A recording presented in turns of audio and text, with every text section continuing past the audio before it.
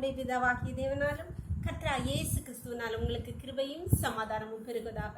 இந்த நாளிலும் கூட நமக்கு ஜீவனை தந்ததும் அல்லாமல் தயையும் பாராட்டினார் அல்லவா? அவரை நம்ம எல்லாரும் சேர்ந்து துதிக்கலாமா?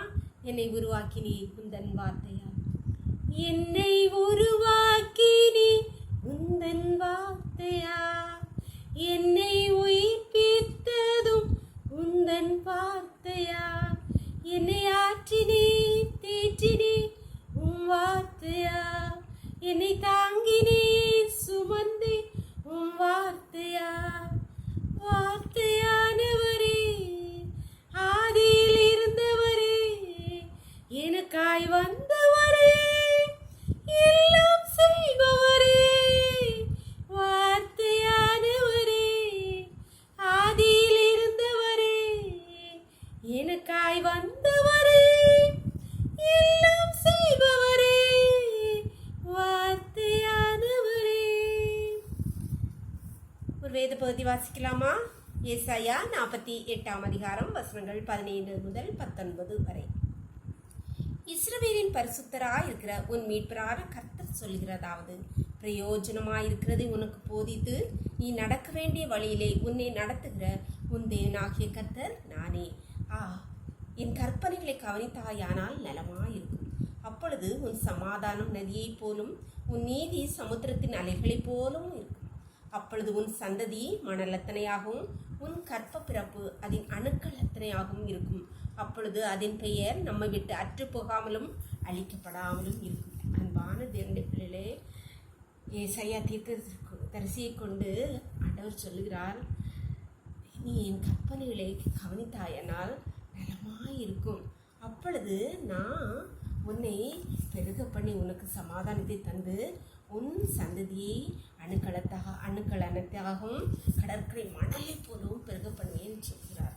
நாம் பல வேளைகளே என்னை ஆசீர்வதியும் ஆண்டவரே, என்னை ஆசீர்வதியும் என்று பலவற்றுக்காக ஆண்டவரிடத்தில் கேட்கிறோம். ஆனால் ஆண்டவர் நம்மிடம் என்ன எதிர்பார்க்கிறார், நாம் எப்படி இருக்கணும் பல வேளையிலே மறந்து போயிடும்.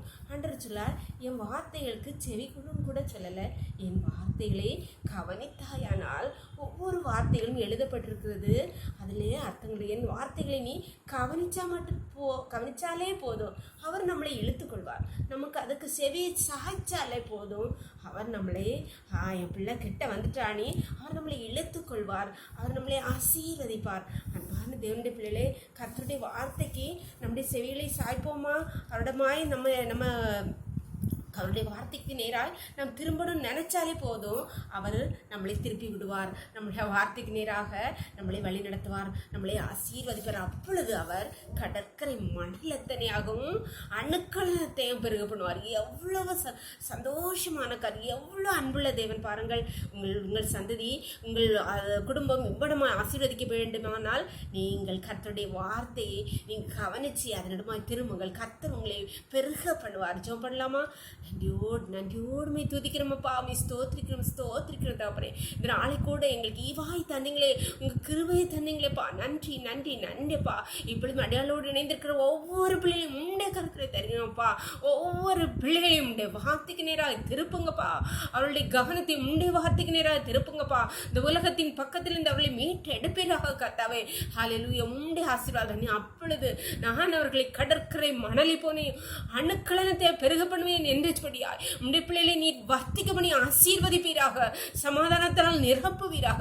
ஒவ்வொரு உடைய கருத்திலே தாழ்த்தி தருகிறோம். இந்த இரவுக்களை மூடி மறைத்துக்கொள்ளும். சகல துதியும் கனமும் வல்லமையும் பலனும் ஞானமும் எங்கள் தேவாதி தேவன் ஒருவருக்கே செலுத்துகிறோம். இயேசுவின் மூலம் ஜெபங்கள் நல்ல தந்தையே, ஆமென். God bless you. கர்த்தர் உங்களை ஆசீர்வதிப்பாராக.